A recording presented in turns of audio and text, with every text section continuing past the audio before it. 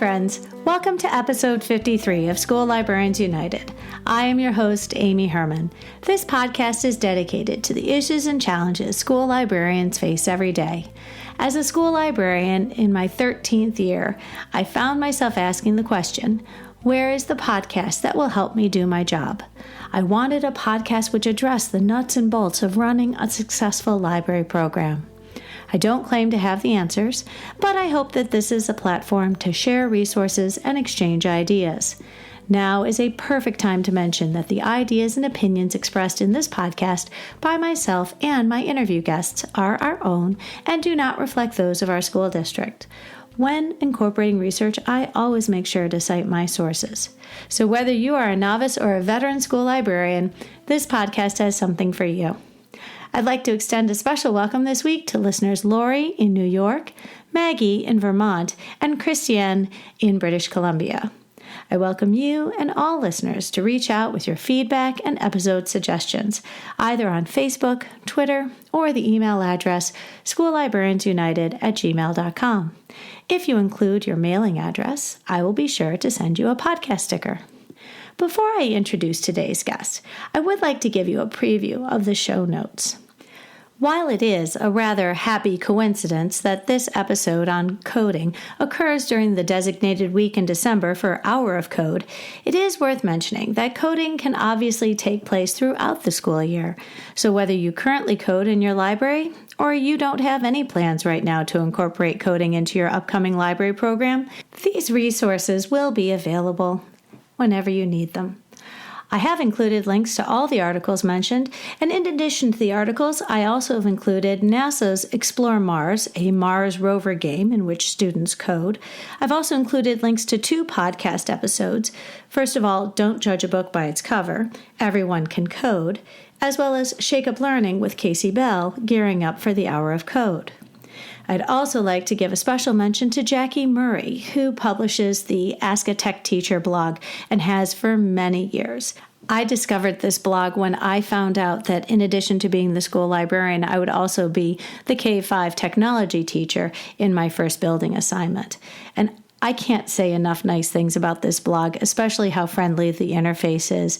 I share the resources out regularly with my staff, and I know it's always appreciated. When it comes to coding, this is also the case. I've attached several blog posts which Jackie created especially for the Hour of Code, and I subscribe to her newsletter because it always comes in handy.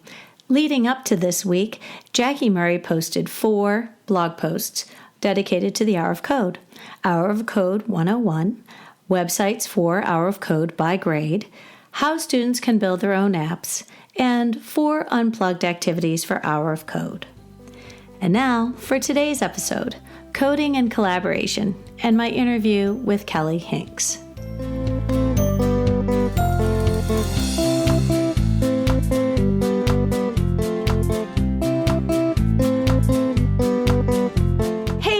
I am absolutely thrilled to be introducing my friend Kelly Hincks today. And we are both school librarians in Michigan, and yet I know you best because you are a regular contributor to Knowledge Quest. And I've read many of your articles, and I'll tell you, listeners, I have included many of the recent articles in the show notes. In an ironic twist, Kelly wrote about a presentation I did for our state conference a year ago. So I included that link in the show notes too. It was really fun. I read about somebody attending my presentation, and I was very flattered. But Kelly, I have to ask you, this commitment to writing for Knowledge Quest, it takes time and dedication. What motivated you, and where do you get your ideas for your articles? Okay, so, it really started, I had been a librarian for a couple of years, and I had wanted to become more involved in my association, so AASL, and it was an opportunity to be a part of it without having some of the time commitments that some of the other committees have. I could do it around my children's schedule and in my pajamas if I had to. And now it's kind of morphed into this thing where I get to reflect on my practice every month. And I get to share and hear stories from other librarians and have allowed me to do some really great things with it. So that's kind of how I stay motivated is this opportunity to share. Ideas, you said. Yeah. Ideas come from my experiences, my students, my colleagues. I just finished an article that hasn't been posted yet about failure and how we as teachers fail and we have to kind of go back to the drawing board and what that looks like. And because we had a lesson recently that didn't work as well as we wanted it to. So. Well, and I think that there's a huge reflection piece there that when we do anything, recognizing that despite our best efforts, we don't and can't always anticipate what will and will not work. And fortunately, in our line of profession, we usually get another shot at it. We don't have to wait a full calendar year. We can try it again tomorrow with our next fourth grade, or try it the next day with our third graders. And so I do see that you can sort of redeem yourself and implement those changes right away. But I'm looking forward to reading your article. Could you tell us a little bit about your journey to, you mentioned that you, tell us a little bit about how you ended up being a school librarian. Okay, so it's funny that you should ask this question because this is like the third time this month I've been asked it. I know, so I've had lots of time to reflect on this one. So I always loved the library. It was like kind of my happy place growing up. And I never really thought about how I could put teaching and the library together. I had always wanted to be a teacher. Like from the time I was like 8 years old. So when I was in my undergrad and I went to Western, go Broncos, I had a guest professor who was a school librarian, and she shared some of her day-to-day. And I sat there in that lecture hall and I went, oh my God, this is my job. This is what I want to do. And so I continued and I got my bachelor's in elementary education and became a first and fourth grade teacher. And I loved that. I loved having my own class of students.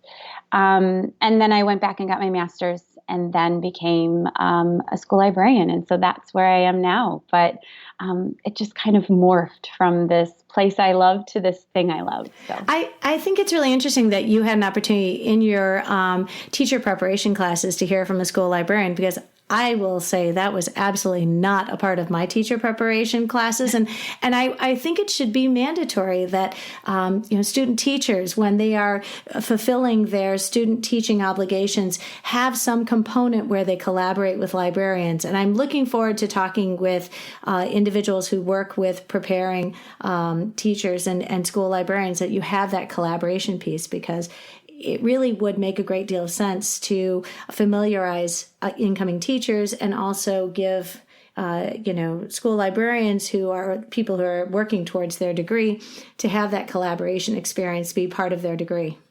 Yeah, I think that's the hardest part is, when it comes to collaboration, is getting people to see like, oh, this is really a great idea. Mm-hmm. And if you started, in your preparation in your classes to begin with, that would just make sense. Yeah, sure. I'd love to hear a little bit about your day-to-day, your program that you have in your school. If you could share with the listeners, give a little idea. We are probably geopositionally about 45 minutes away from one another. We are both in the Metro Detroit area, and I know that we cross paths at our state conference. But could you tell listeners, give them a little bit of an idea of what your program's like? Okay, well, I work for a private school in the Metro Detroit area. I have roughly 300 students in my school, maybe a few more. And I work with preschool to fourth graders. My school just recently went through a transition. I actually have a brand new library space. They toured out a building and built a building, and we moved in, and so this is the first year. Prior to now, I was preschool to second grade, and I work with preschool to fourth. And actually this year I have a teaching partner. She teaches the pre-K classes, And I sort of oversee the curriculum there as well as the collection for the entire building. So she is sort of my partner in crime. Wow, that sounds just dreamy. I really, yeah, it's a one building situation, and I have a supportive administrator, and so I'm very lucky in that way. Wow, that's amazing. I have to ask, last month you presented a panel discussion on ALA's Ready to Code initiative, which is an effort in partnership with Google. And for the benefit of our listeners joining the conversation today, would you explain what ALA's Ready to Code is? And I'll include a link in the show notes. Okay, so this is kind of a lengthy question. Sorry. No, it's okay. But you're here. I've got you, and I have to ask. Okay, so ALA's Ready to Code is essentially a collection of resources and information about the importance of coding in libraries. It was really designed for all librarianship, so public librarians, school librarians, children's, all elements there. But it was really started in 3 phases. So the first phase had them doing a lot of research, and that was back, I want to say it was 2016, 2017. And what they did was Google and other, I guess, I don't even know if it was Google who started it, but they were the main funders. So we'll give them credit. Sure. Yeah, money talks. Right. So there is, as you may know, 500 plus computing jobs open in the U.S. And there is not enough people to fill those computing jobs. And it is the number 1 growing wage earner in the United States. And those facts you can find on things like code.org and Libraries Ready to Code and all that. And so these things were, how could libraries help fill that need? And so they started with some research in how libraries could support experience in this field. And what they discovered, the librarians who were conducting the research, was that one, you needed some information. What is coding? What is computer science? What is computational thinking? How does that fit with libraries? And what can we do to support that? What librarians were looking for was resources and money. They were looking for some money to help run these programs and bring in these experts and supply their libraries with the tools they'd need to support them. So that's when phase 2 started, and that actually works with pre-service librarians. So they started at the collegiate level, where they worked with college professors to tweak their syllabus and start incorporating the importance of this for pre-service librarians who could then go out in the field and start these things, these programs. And then they went to phase 3, which was 30 cohort members, which included public librarians as well as school librarians. And they were the ones that were funded by Google with $20,000 grants, sometimes a little less, but up to $20,000 grants. And they funded these programs that then helped collect the resources. Mm-hmm. And what I love about the website, and I'm getting back to that, what I love about the website is not only it explains what computational thinking is and how that is kind of the crux of coding and computer science, but also it has a plethora of information there, but resources. And it's not just a bunch of lesson plans. What it is even things like a letter to write to a community member to encourage them to help you in your library, or a template for a survey to evaluate your program. It's lots of big things, but it's also a lot of those little things that are time consuming to create. Right. So the idea is that if you were jumping in, you wouldn't be expected to reinvent the wheel. You could take advantage of what's the work that's gone before you. Was there a time frame when it came to these projects? Or is this ongoing in terms of? There was a time frame for the cohort members, but mm-hmm. I mean, there are still, some of them are still, working with as far as Ready to Code. Like I had 2 cohort members present with me at the conference, at the AASL conference. So it's some of these programs, although they're their actual cohort requirement is finished are still, they have lasting impact. Right, the ripple effect. Yes. Could you share with us, because presumably most of my listeners have not the benefit of attending your session, could you make sure to include some takeaways if we attended your presentation panel discussion about the Ready to Code? Sure. We did it in a roundtable style. So there was these different stations that people could go to, and it was 5 presenters. 2 of us were part of the Ready to Code task force that's mission was to disseminate and share this information and kind of infuse it into our associations. But then 2 of them were cohort members. They were some of the ones who had received the grant funding from Google. And then there was one that was part of phase 2. She was a professor. So, who shared, Jennifer Moore. Yes, we know her. Yeah. So, anyway, and they all talked about their portion of and their involvement in Ready to Code because they were all very different experiences. But my partner and she shared some unplugged activities that you can find on the website. I shared some of the pathway information because Libraries Ready to Code has found that there's various pathways you can take to sort of increase participation. So if you want to focus on student voice, there's activities that relate to that. If you want to focus on incorporating the community, there's activities that sort of fill that need. So those pathways are there. And then Jennifer spoke about how she's incorporated it into her, courses. And then the other 2, Daniel Arnold and Kristen Brombash, shared about their specific programs.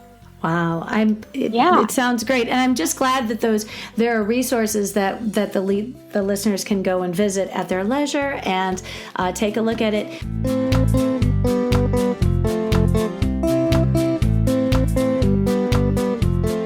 December 9th through the 15th is Hour of Code. It was completely unintentional. I was so excited when I found out.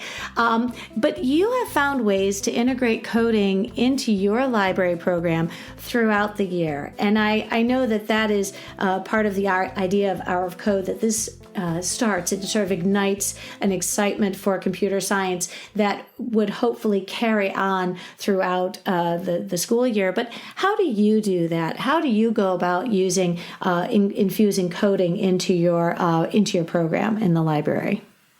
Well, okay, so for me, when I start thinking about any sort of concept and any sort of activity, I have to figure out how it's going to fit with the curriculum that we have to teach.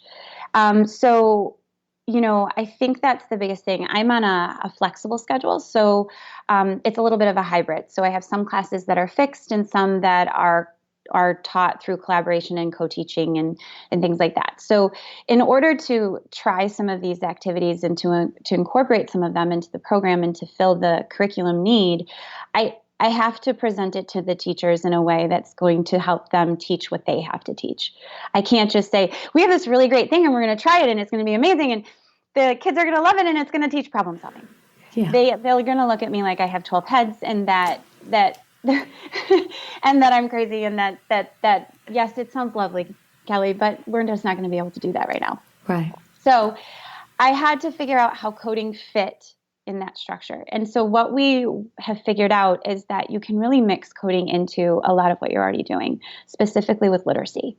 When you think about coding and computer science concepts, it's a lot of sequencing. It's a lot of breaking it down into smaller chunks and then putting it back together. It's a lot of, recognizing patterns. So some of the examples, just recently around Thanksgiving, I had a 2nd grade teacher who was like, I really found this great book, and it was We Are Grateful, the Cherokee Nation book. And I was like, oh, I love that book. Oh my gosh, I can't believe you found it. I didn't get suggested to. This is so amazing. It's like one of those aha moments. But anyway, so she's like, I really want to do something with it. I don't know what to do. I'm like, okay. So we decided 2nd grade's working on paragraph writing. and how to formulate a paragraph, topic sentence, concluding sentence. And so we read the book, and we talked about things that we're grateful for and how we're grateful for all the time, not just one season of the year. And then we had them come up with 4 things that they were grateful for, since there's 4 seasons. We were trying to bridge that connection. And we had them do it on sticky notes, so 4 separate stickies. And starting with things like, I am grateful for my family, but writing it out in a complete sentence using some of the language that helps you write a paragraph. And then we used the B-bots.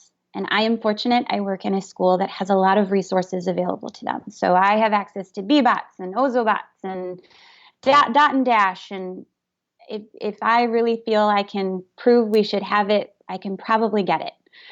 So I'm fortunate in that way. But we have B-bots, and we recently got these B-bot mats. And if you're not familiar with those, they're this mat that's a white mat that's like sort of a grid that the B-bot travels on. But then it's also this clear plastic that goes over the top so that you can put things on the grid and it doesn't impact the bot's ability to move. So we had the kids put their 4 sticky notes in their order on the mat, and then they had to code their paragraph. But the best part is as they're creating their code, they had to orally, when the bot went over that part, share it. So as their bot is moving, they are sharing their paragraph. Essentially, they wrote it. But we didn't have anyone say they couldn't do it. We didn't have anyone say, I don't know what to do, because it was chunked in a way that allowed them to see that sequence. So we were able to incorporate paragraph writing with that coding element without it taking that much longer than what the teacher normally would have done. Can I ask, just because in my head I'm trying to figure out, how do you gauge how much time to allocate for this piece? What happens in the classroom? What happens in the library? I'm sure that when you collaborate with your teachers, that has to be, you can't presume anything. You sort of need to spell out where things are going to happen and what needs to be done at a certain point for the time in the library to be meaningful. Yeah. Some lessons are longer and some are shorter. Some are chunked differently. And that's the beauty of a flexible schedule versus a fixed one. But what I guess the biggest thing is, this particular teacher I've worked with many times. So I know her students, and her and I both know each other. So we've built that relationship. So it helps because we know sort of how a lesson can flow between the two of us, which does allow for a better transition. So this lesson actually was a 40-minute lesson. We read the book, and then we discussed that. They wrote, and then they coded. So it really wasn't, when it sounds big, but when you break it down in chunks like that, it really did not take that long. The other element too is what's happening is the students have been exposed to some of these resources. So I knew that this class of students had used the B-bots before. That was my next question. It wasn't the first time you were introducing the electronics. They already have a familiarity with the electronics. So in this case, they did, and sometimes they don't. And then that way, we have to give more time, or we have to think about how do we want to introduce this to them. It also, we have enough resources to group them in small groups. So, we had 5 or 6 groups going at once. So it wasn't just, 2 B-bots and 2 mats. We had lots of kids spread out around the room, which helped so that it doesn't take as long for everyone to have an opportunity to participate. Well, and also worth mentioning, it sounds like there's the teacher's in the room with you. Yeah. See, I'm in a drop-off situation. Yeah. We sort of get a wave at the door and, thumbs up, thanks, Amy. And they come back in 45 minutes and I'm sort of left alone. And I have done lessons like that. My kindergarten is still on a fixed schedule. Mm-hmm. And so although I do collaborate with those teachers throughout the year, it just looks a little different than it does with the older grades. So I still see them once a week. I have 30 minutes with them once a week. And we have checkout in there. So, but, coming up, I'm doing a coding lesson with them. Actually, we're starting tomorrow with my first class. So we're doing some sequencing, and they're talking about first, then, next, and last, those words that they use when they're starting to sequence a story. And so we're doing a little hedgehog. It's One Winter's Day. Little hedgy. He's so cute. And he's really generous, which ties into our winter, our December character theme for our school. And what's great about that book is there's no holiday connection. It's just winter. Yeah. So you don't have to worry about that. Well, and that's been a very big discussion on like library Facebook groups because so many people feel the urge to decorate.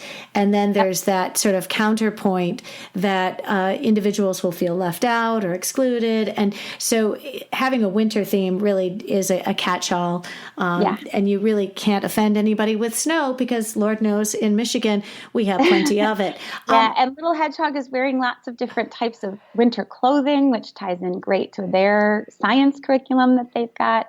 And we use the Ozobots to retell that one. So along each way and each element of the story, there's a different code that goes along with it. Wonderful. But that'll be a 2-week lesson. So we'll do that over 2 sessions. Well, and especially because this time of the year, there are a lot of things that are distracting and a lot of things which interfere with a regular day.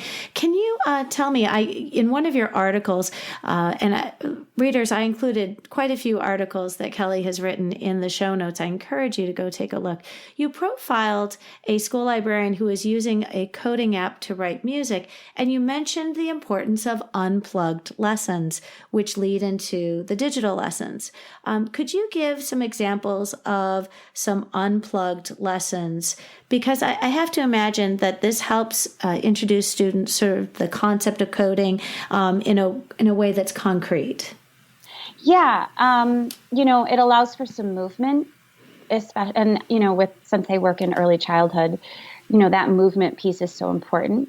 But I think the thing about unplugged lessons that surprises a lot of people, and it surprised me when I first started coding or using these concepts in the classroom, was that still is computational thinking. It's still using the same process that you would use when you went to the digital tool.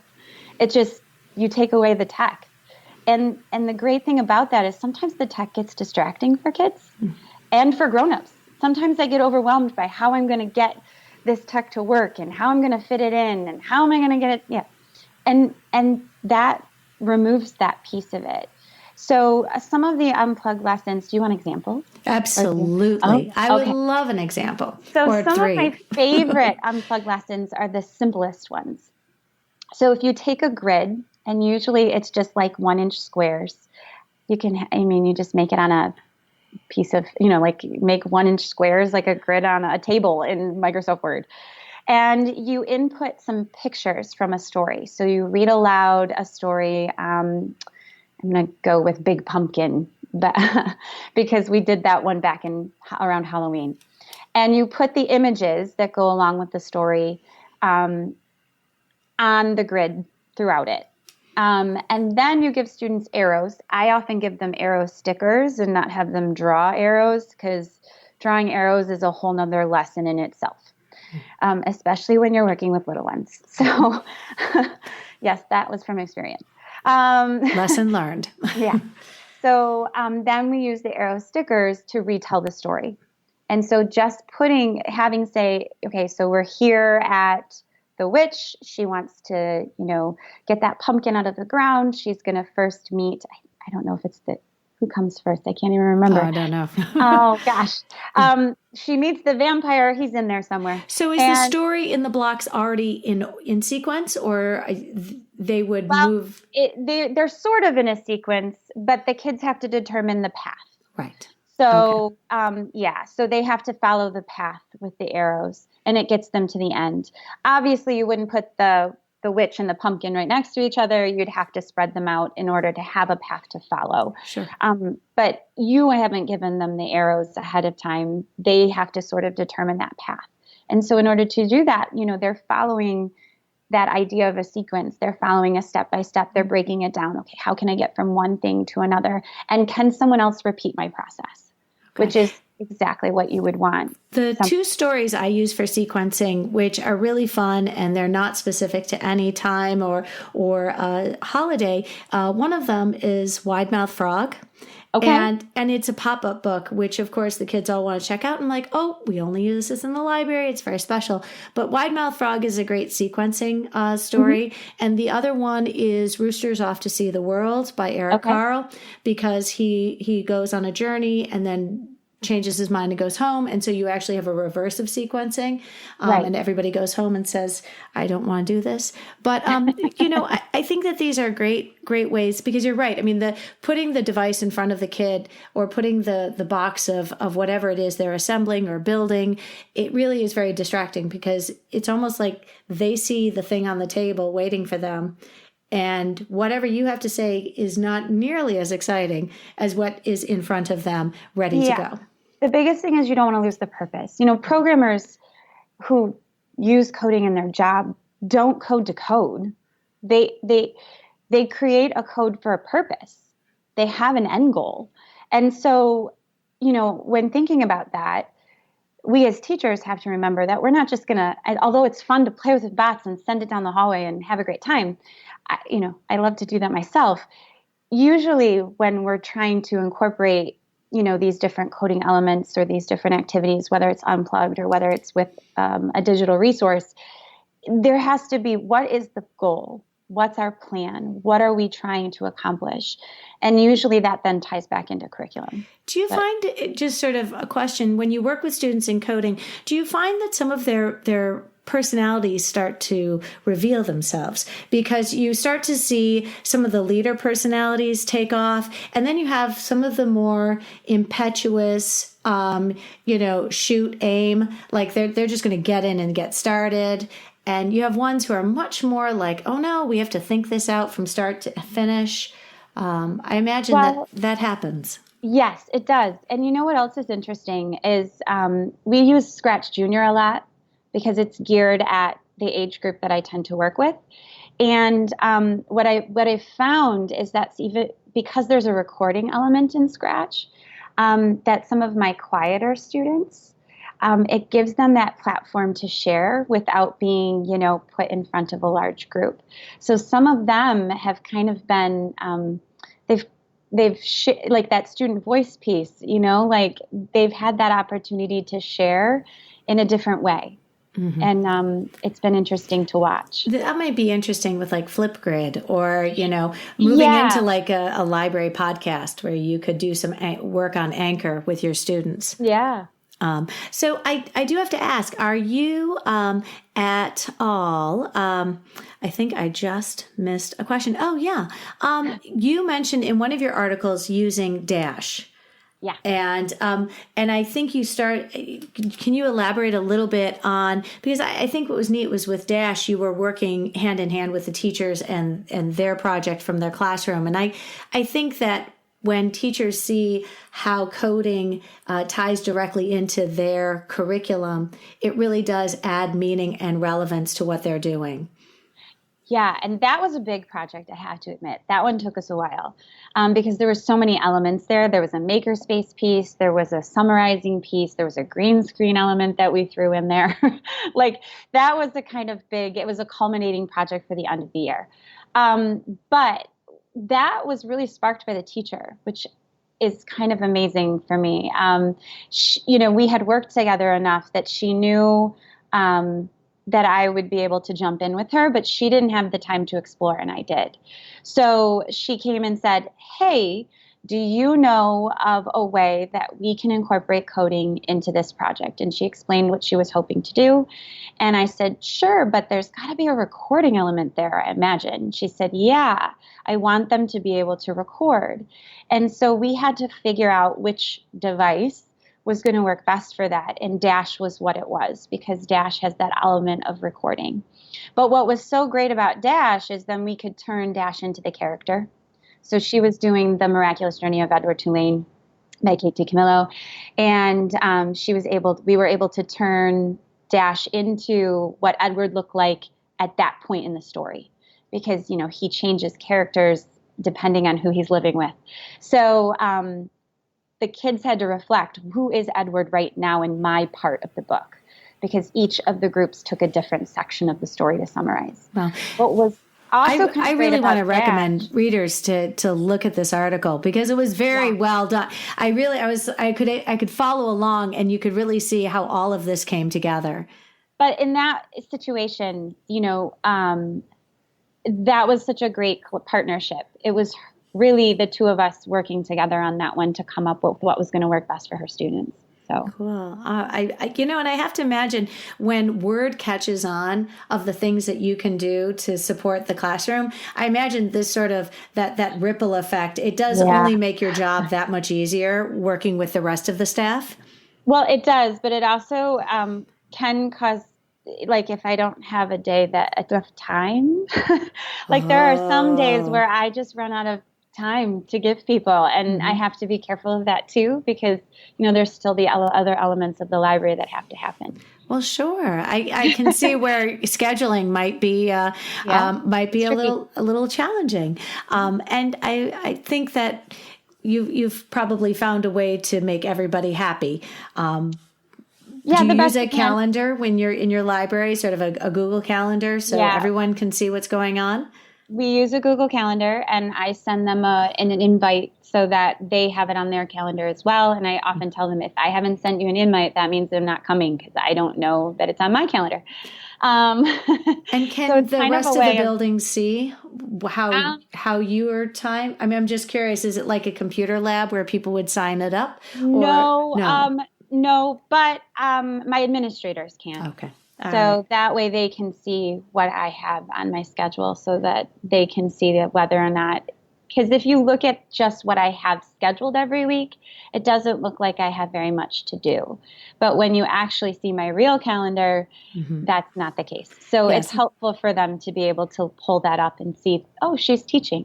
Oh, absolutely. Absolutely. I didn't ask you ahead of time, but have you worked with CS First? I included a link in the show notes, the computer science first. I wasn't able to look a great deal into this, but as somebody who uses coding, I didn't know if you had done anything with this.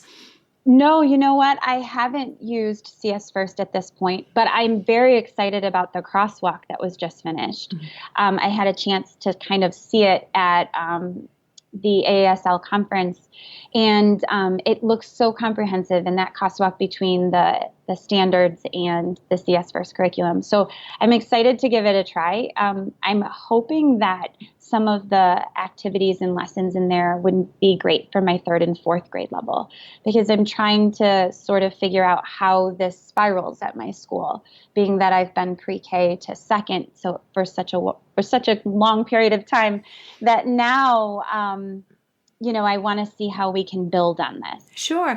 And especially because having worked with these students when they were younger, the foundationally what they have already learned and what they're capable of doing, and they can build on it. Yeah. All right. Oh, that's great. Well, I've included a link in the show notes. I do have to ask, you've mentioned some, when it comes to your library, what kind of coding activities would you recommend? And I know you've talked about the B-bots, you've talked about Ozobots, you've talked about Dash.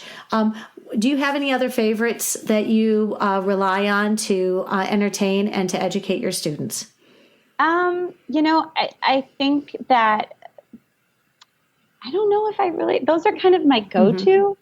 Scratch Junior, we use a ton because it's great for research. So when we want students to code and share research, we tend to go to Scratch Junior, just because it's a great way for students to share. We do, Have you done code.org with your class? And could you speak to what, for a lot of librarians, this might be the very first time they're trying coding with this code.org and the hour of code. And, when I listened to a cool podcast and it sort of said this code.org, the idea is that anybody can teach coding. And I hope that computer scientists don't feel offended, but this idea that when you break something down into the smallest components, it can be taught by anybody to anybody. Could you tell us your experience with code.org? So I actually attended a free professional development. Code.org offers free professional development, so you should really go to their website. I got additional continuing education credits for it too, and it was all free. I know. You got Like, sketchies for going to yes, code.org? yes. Oh, It was like a 6-hour course, yeah. but it was like amazing, and they gave me lunch. Oh. So I don't know if all of them are like that, but this one, I mean, this was great. But I also feel like they have some great lessons that, yes, they're designed as a curriculum and you can go in and you can step into it and you can do their curriculum exactly how they have it. But I also view it as sort of a tool. It's just one more resource that I have that I can pull from. So we've actually taken some of the lessons from code.org and tweaked them to work in our school for what we're doing. The one on looping, we've turned it into, it's an unplugged activity. We sort of made it semi-plugged. I don't know if you can sort of do that, but we did, where we turned it into a brain break. So each kid's picture was one movement, and then they create their program, and then that is their brain break. So then they act out the movements, and then they can take that one away and create a new one. And teachers are doing brain breaks already. So this is just a way of incorporating the two together. And it's showing that loop, how you would repeat. Got it. Wonderful. Yeah. So we've sort of taken some of the lessons and tweaked. But we've also used some of them straight from there. So it's just another great resource. I'm surprised I didn't bring it up with Hour of Code next week. Right. I know. And I've included it in the show notes. I know. There's so much out there that you can use. So. It is very easy. I know that I spent one of our polar vortex days doing code.org with my daughter. And all we did was compete to see which, we were playing some of the programs together and side by side. And we all both started in the same spot, but it was not long before she passed me. And yeah, definitely. So I was okay with that. I'm not a digital native, so I'm just going to tout it out to her being of another generation. So I have to ask, and you've been really generous with your advice and your time and all the experiences you've had in your program. Could you tell us, what advice would you give to school librarians who are looking to or just beginning to code in their library program? Okay, so, and I probably should have said it sooner. I don't claim to be an expert on this. I've just trial and error, like a lot of things are with teaching. But I think the biggest thing is start small. Choose one lesson or one grade and try to incorporate a few things. Really, with coding for us in my building, it started with one project. We were doing a biography project. The kids wanted to share in a different way. So we investigated a different way, and we ended up using Scratch Junior to do it. And it just sort of snowballed from there. It was like that aha moment, like, oh, I get how this can fit. And so just sort of picking one tool or one, resource and sort of pull that in and use what's already created. I mean, don't recreate the wheel. Libraries Ready to Code has tons of resources. Code.org has resources. I have a Pinterest board that I just started pinning things to. I mean, you could probably create a Wakelet now with all sorts of resources in it. that other people have created that then you can make your own. Sure. Oh, I really appreciate it. Before I let you go, would you let all of us know where we can find you on social media? Well, I don't have an Instagram at this point, but I do. I know, right? It's okay. I should. But you would be surprised. A lot of us have had personal social media. And so the idea of having professional social media is branching off, and not everybody who has a professional, you know what I'm saying? Like drawing the distinction between I tend to use Facebook for personal. I tend to use Twitter for professional. So if you're looking for me in the library world of things, you'll find me there. And my handle is Kelly Hincks 1. So Excellent. That's where you can find me. Awesome. Yeah, apparently there was another Kelly Hincks out there. I get it. It's a little creepy when we Google ourselves and realize that there are other people who share our names. Well, I really, truly appreciate you joining me tonight. And I hope that our paths cross again. And I know that listeners who are looking to dip their toes in coding appreciate your encouragement, because I think that so many of us are afraid to admit we haven't even tried or incorporated this on any level in our program. And there are a lot of reasons for that. But I think when we give ourselves permission to fail, as you mentioned, recognize that not all of this will go swimmingly the first time. And we'll have to read your follow-up article. We'll tweet that out when you do that, so that we can all remind ourselves the important lesson of failing. And but I really appreciate your time tonight. Thank you so much. Well, thank you for having me. I hope that there was something that people could take away. I guarantee you there has been. Thanks. Have a good night. Bye.